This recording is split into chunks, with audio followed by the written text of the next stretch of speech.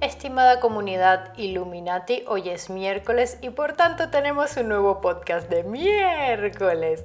Les habla Sabrina Tórtora y Antonio Planchard. Recuerden que estamos en iVoox, Spotify y nuestro segundo canal de YouTube, Podcast de Miércoles. También nos encuentran en YouTube, en Preguntas Incómodas y en la web consarcasticismo.com. Métanse, sé que no lo han hecho. El tema que nos trae hoy es un tema recurrente de los últimos meses. Sí, vamos a hablar del coronavirus, pero lamentablemente el enfoque que le vamos a dar esta vez está centralizado en la región de Latinoamérica.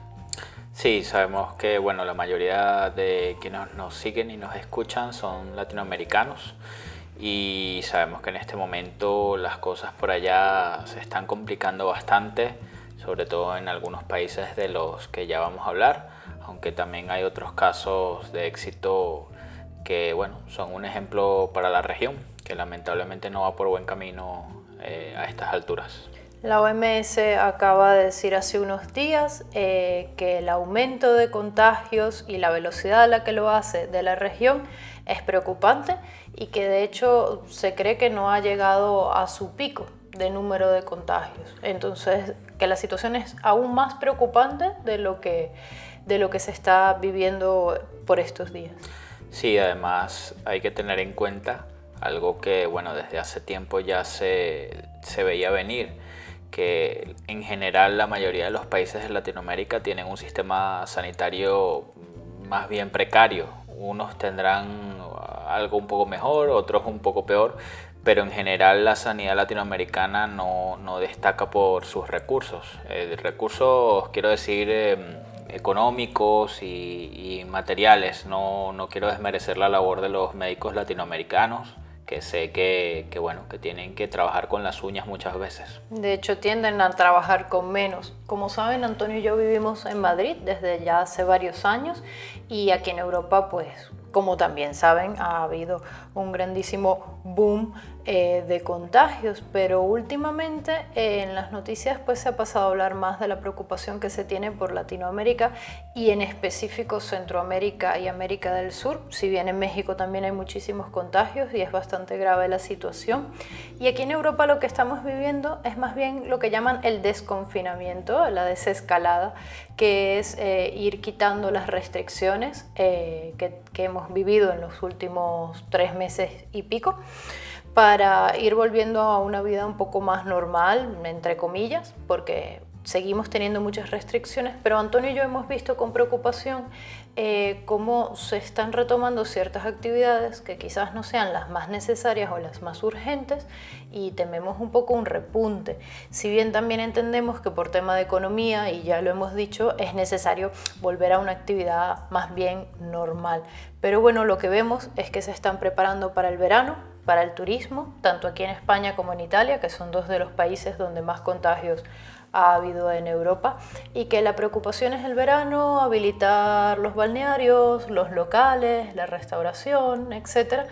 Y tenemos un poco de miedo de cara a una posible segunda ola de la cual cada vez se habla más.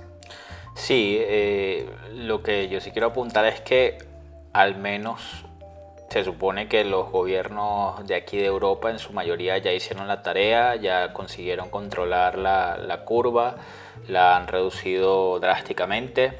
Digamos que hay creo yo, una especie de tensa calma, ¿no? A la espera de lo que pueda suceder después del verano. Nosotros, como dice Sabrina, no somos muy optimistas. Nunca lo hemos sido, no sé si se han dado cuenta, Antonio. Sí, lo que pasa es que, claro, mucha gente sale sin los tapabocas, sale sin respetar la distancia social y entiendo que es necesario reactivar la economía, pero si mucha gente no toma las medidas más básicas, pues es difícil que el gobierno, sea cual sea, pueda mantener esto bajo control el resto del año.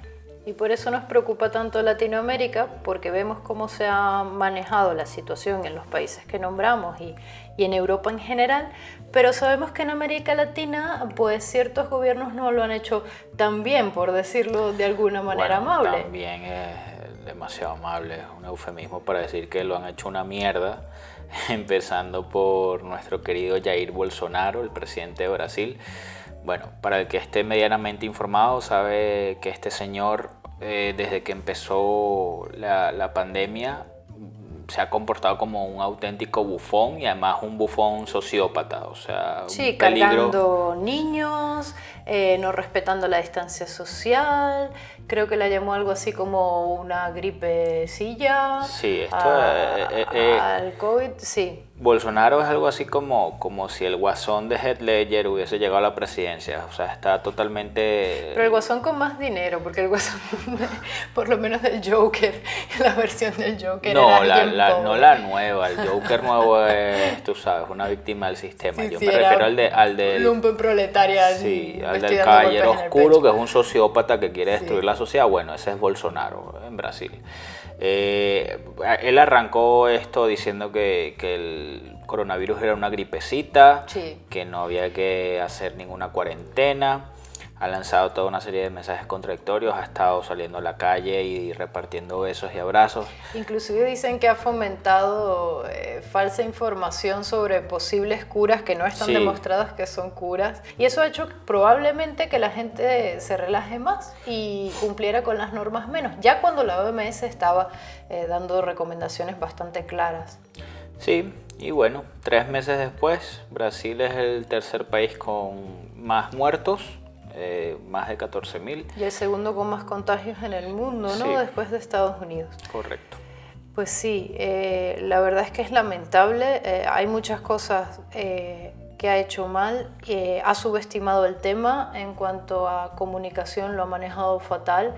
Y en cuanto a medidas, pues tampoco pareciera que lo están haciendo de lo mejor, porque están empezando también ellos a afrontar una especie de desconfinamiento, cuando las cifras no recomiendan hacerlo, porque a todas estas yo puedo criticar la desescalada aquí en España, pero responde a unos números. De hecho, no se hace a la par en toda España, sino que va por zonas según el número de contagios que se tienen diario y luego por semana. Entonces, en Brasil tengo entendido que esas cifras no se están dando y sin embargo se están empezando a relajar las medidas.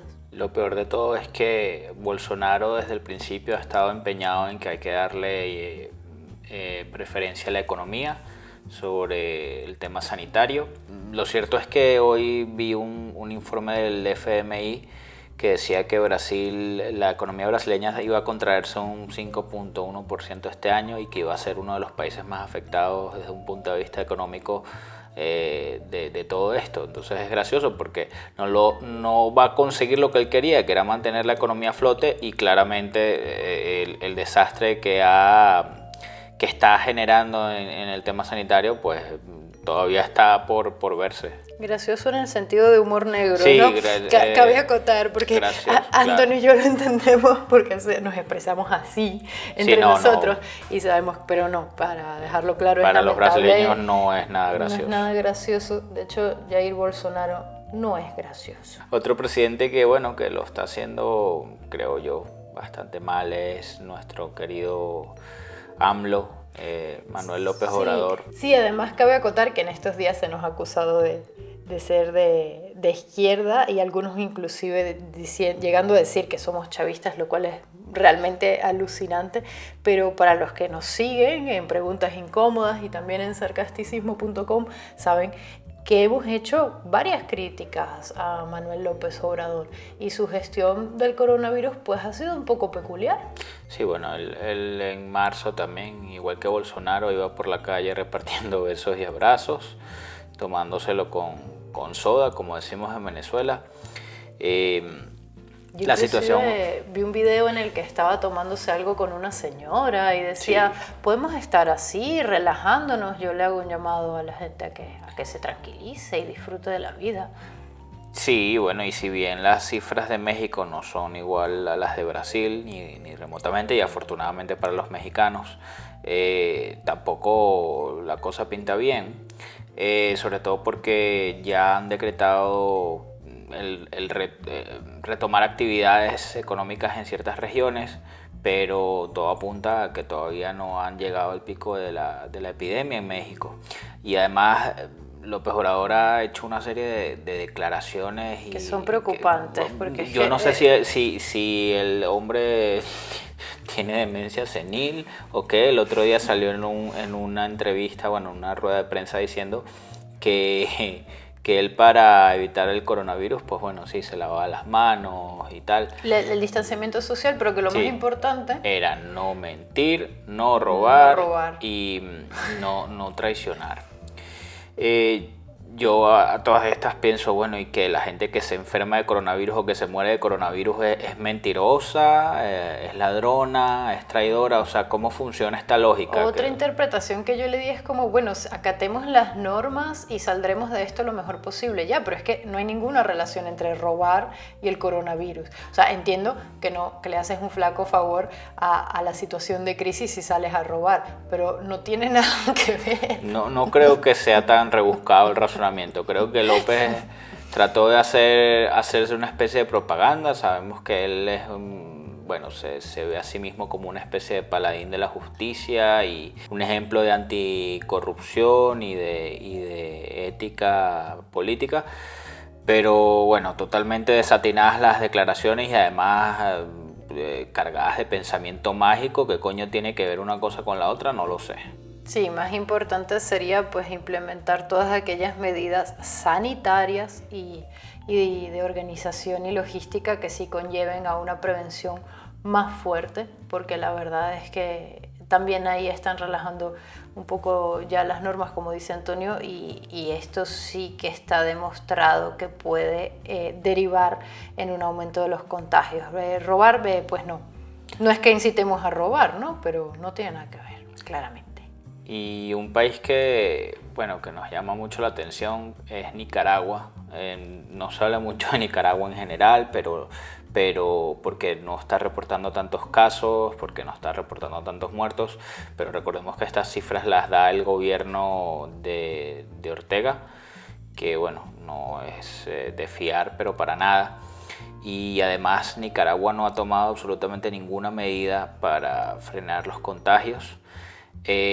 Ellos alegan algo así como que están imitando el modelo sueco, que era un modelo un poco más relajado, de dejar a la gente más o menos ser autónoma con el tema del confinamiento. Sí, se les olvida que las condiciones de Nicaragua no son exactamente las de Suecia. Y no solo eso, sino que Suecia hace poco dijo, ¿saben qué? La cagamos, esto está fuera de control.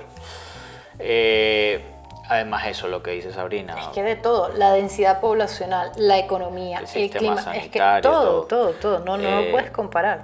Yo escribí hoy una entrada en el Sarcasticismo sobre eso y bueno, definía a Ortega como un kamikaze, kamikaze no él, está poniendo a la gente a convertirse en kamikazes básicamente. Y otro país que nos preocupó bastante es Perú, porque es el segundo país con más contagios en la región y es un caso un poco diferente. Por lo siguiente, no han hecho las cosas totalmente mal, de hecho es uno de los países que más pruebas hace, las pruebas de diagnóstico son muy importantes para la prevención y sin embargo ha tenido muchísimos contagios. Esto lo atribuyen un poco a las condiciones que ya traía el país, condiciones económicas, según las cuales un gran porcentaje de la población tiene trabajos informales y eso implica que viven el día a día en cuanto a ganar dinero. Entonces, un día que no se trabaja es un día que no se come y eso repercute no solo en salir a trabajar a diario, sino en hacer la compra casi a diario o a diario literalmente, sacar dinero del banco a diario y digamos que es un flujo de gente en la calle que sería prácticamente normal.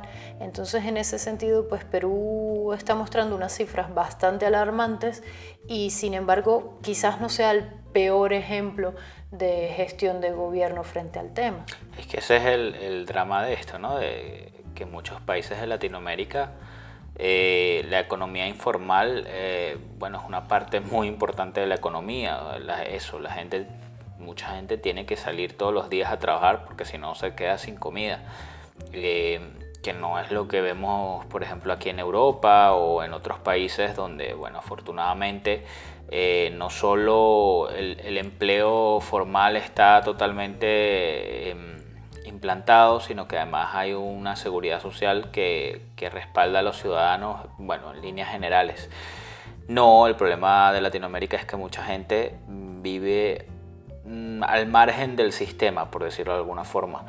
Y eso pasa en Perú, pasa en Brasil, pasa en Nicaragua, que lo mencionamos, en México, pasa en Venezuela, que por cierto también reporta cifras bajas, o bueno, es lo que reporta el gobierno de Maduro.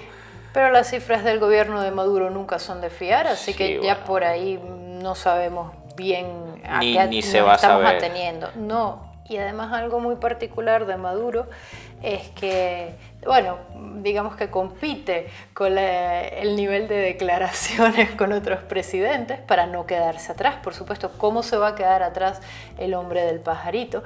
Maduro ha dicho que hay varios contagios que sí, que hay que declararlos y que se reconocen, pero que hay otros contagios que son extranjeros. A ver, aquí voy a echar un poco para atrás, ¿vale? Esto se originó en China y todos los contagios para los demás países que no son China provienen del extranjero, es decir, China. Lo que Maduro ¿qué quería decir? Bueno, al menos creo yo, porque entrar en la cabeza de Maduro es un poco complicado, es que no es un virus made in Venezuela, sino que lo contrajeron los venezolanos, o inclusive mejor para el discurso que pretende armar, extranjeros que entraron al país o venezolanos en el extranjero. Y entonces él asegura, para tranquilizar a la población, que como si no estuviese suficientemente preocupada por un montón de temas la población venezolana en estos momentos, que todos esos casos que provienen del extranjero los está manteniendo al margen justamente hacia las fronteras, y que los casos nacionales, por así llamarlos, están siendo controlados, que en el país hay muy pocos porque el gobierno bolivariano está controlando el COVID a diferencia de los demás países. ¿Qué te parece, Antonio? ¿El COVID extranjero y el COVID nacional? Bueno, sí, así funciona un poco la lógica de Maduro, y bueno, el chavismo en general ha funcionado así. De hecho, poca gente lo sabe, pero el chavismo tiene mucha semejanza con el fascismo, que ellos reniegan tanto del fascismo, pero es un gobierno muy nacionalista, muy celoso de las tradiciones patrias y todas esas estupideces que los fascistas tanto les gustan. Y claro, bueno, esa lógica pues me parece bastante... Sí, suena como Maduro y como el chavismo. De hecho, muchos líderes de opinión en Venezuela lo han tildado de neolengua. Esto de siempre definir las cosas a conveniencia. En este caso es hay un COVID extranjero que es ajeno a su gestión y que por tanto él está combatiendo y manteniendo a raya hacia la frontera, que es casi tierra de nadie, ¿no? Y que además Venezuela tiene una tasa baja de contagios, porque bueno, el país está arruinado, no hay casi gasolina, no hay vuelos internacionales, incluso antes de todo esto del COVID hay muy pocos vuelos que salen o que van hacia Venezuela. Y eso de alguna manera, bueno, ha mantenido al país un poco más aislado y los contagios han sido menores porque porque la gente circula poco, pero lentamente la epidemia se va esparciendo. Y bueno, el problema, la catástrofe va a ser que el sistema sanitario venezolano también está en ruinas, literalmente en ruinas, como si hubiese venido un regimiento de tanques Panzer de Hitler y lo hubiesen destruido todo, básicamente.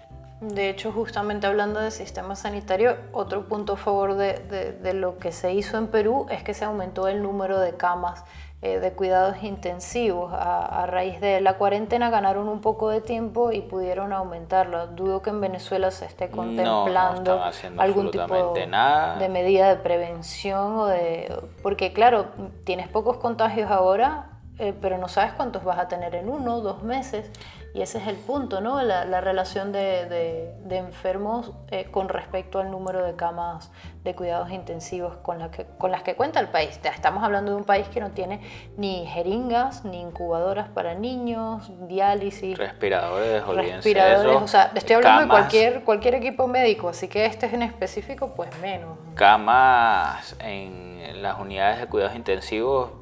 Les garantizo que hay muy pocas, y esto no es de ahora, o sea, hace ya casi 10 años mi padre estuvo en cuidados intensivos y conseguir una cama era misión imposible. O sea, imagínense cómo es la situación ahora. Y bueno, otro país que tiene las cifras muy altas en la región es Chile. Y bueno, si bien hay otros que las mantienen más bajas, pues la situación por supuesto que también es preocupante, como por ejemplo Argentina, donde la cuarentena se está haciendo más larga que la de Wuhan, dicen. Y República Dominicana, que también sabemos, hay casos un poco más positivos, llamémoslos así, dentro de la situación de crisis y de alarma sanitaria que se está viviendo. Hemos visto que Uruguay ha tenido cifras más bajas. Sí, a mí Uruguay me llama mucho la atención. Yo no sé qué pasa en Uruguay, que lo hacen todo tan bien, o al menos desde afuera todo se ve muy bien. No quiero disminuir los problemas que pueda tener Uruguay, y si hay alguien de Uruguay escuchándonos, pues no quiero sonar a que disminuyo sus problemas, pero veo que Uruguay sale bien parado en los índices de corrupción, veo que Uruguay está haciendo bien las cosas con el coronavirus. Entonces, bueno, me llama mucho la atención porque, claro, en medio del desastre que es Latinoamérica, y que ya ni siquiera Chile los acompaña en ese raro ejemplo de países decentes de Latinoamérica. Más estables, con más continuidad, porque Latinoamérica es un poco una montaña rusa de gobiernos que dinamitan lo que hacía el anterior y cambian de rumbo. Dinamitan todo, dinamitan a la sociedad entera. Sí, las instituciones, las medidas que se están tomando, cambio. O sea, sí, Derecha, izquierda, vamos, cambio. Mi teoría es que Latinoamérica debe tener la tasa más alta de políticos psicópatas del mundo. O sea, sociópatas. Y sociópatas también, como Gran Bolsonaro. escala. O sea, no es normal, de verdad. Y luego entonces están los uruguayos que, pues... tienen otros resultados y sí llama la atención. Como dice Antonio, no queremos disminuir los problemas de este país, pero bueno, hay que aclarar que cuando no eres uruguayo o no vives en Uruguay, pues lees la prensa en internacionales, en la sección de internacionales, cosa que bueno, como venezolanos sabemos que muchas veces lo que se lee sobre Venezuela en prensa internacional no termina de reflejar bien lo que allá pasa, porque claro, nosotros hablamos con familiares, hemos vivido allá, sabemos cómo funcionan las cosas y sabemos que esas noticias pues no reflejan el 100%, por ser amable, de lo que allá pasa, que es mucho peor, vamos. Entonces, claro, Uruguay nos llamó la atención también un poco por este efecto, llamémoslo así, de ver, bueno, mientras en Uruguay, pues bien, sí. Mejor, no bien, pero mejor. Y bueno, habría que aplaudirlo porque la verdad, bueno, Costa Rica también vimos también que... tiene pocos casos, sí. Sí, ese es otro país que, bueno, que destaca un poco por encima de lo que suele ser Latinoamérica. Y nada, pues felicidades, de verdad, a los uruguayos que lo están haciendo bien, y que suerte pues que vaya todo bien. Y para los demás países mucho ánimo, porque también entendemos que a ver, no queremos lanzar un mensaje de desesperanza. Nos preocupa mucho que avance el virus en la región, porque entendemos lo que son los sistemas sanitarios débiles, las economías precarias y los gobiernos que no aciertan. Sabemos que no se están realmente ocupando en muchos países de los que hemos nombrado de la situación con responsabilidad. Por eso decimos que a veces parecen sociópatas, que parece que quieren que la gente pues muere ya. Yo con esto sí quiero decir, o sea, España hasta febrero de este año se ufanaba de tener el mejor sistema sanitario del mundo. Y vino el coronavirus y le propinó una buena paliza al sistema sanitario español, y bueno, caímos en cuenta aquí en España de que no tenemos el mejor sistema sanitario del mundo. pero es un sistema sanitario bueno Es bastante sólido y a en duras comparación. penas se salió de esto, o sea, con un esfuerzo muy grande de los trabajadores sanitarios y al final el gobierno pues poco a poco se fue encaminando, si bien al principio dio unos cuantos palos de ciego, y que queda para países que no tienen sistemas sanitarios ni la mitad de robustos que los europeos y para una población la latinoamericana que bueno además es vulnerable a otras enfermedades, está el dengue, está el paludismo, está el Zika, o sea es una fuente inagotable de enfermedades, de virus, de bacterias, sumado a bueno este nuevo virus, por lo que bueno veo un panorama malo, o sea como dice Sabrina, no es para Preocupar, desanimar sí, a nadie, desanimar. pero es que hay que ser realistas, o sea, esto es lo que hay. Y bueno, lo que nosotros decimos, ya no solo en Latinoamérica, sino en general, que vemos que va para rato.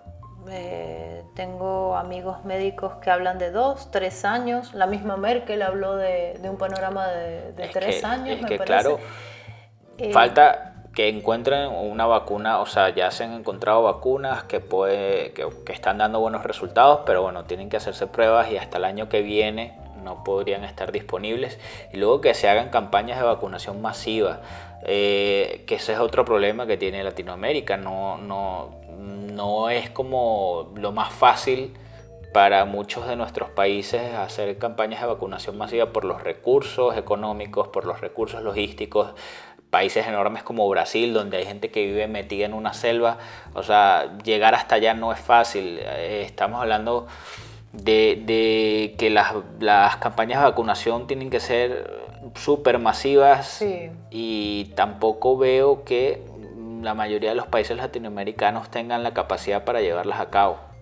Está claro que el desarrollo de todo esto está por verse y si queremos pensar que nos equivocamos, que no habrá segunda ola, que Latinoamérica pronto podrá subsanar la situación, pero como decimos, no somos los más optimistas. ¿Qué hay que hacer? Pues acatar las normas de prevención. Al final eso es lo que da resultados. Son normas que sí afectan la economía, pero que repercuten en mantener más a raya los contagios.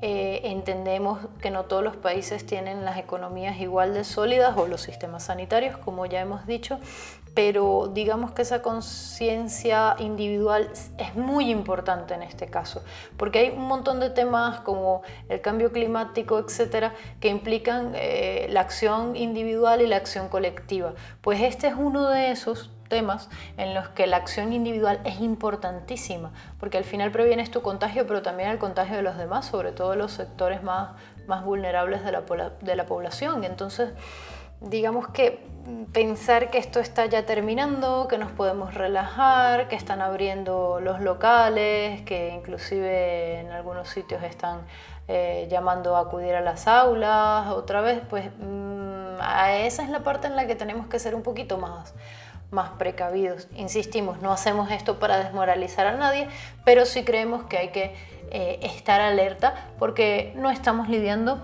contra cualquier enemigo. Es un virus y se propaga. Y eso es así, aunque robes, se propaga. Pues bueno. Aunque no robes. Aunque no robes. Claro, no robes, ¿no? Ya que estás, pero se propaga. Es un virus. Y está claro que estamos lidiando con una pandemia mundial.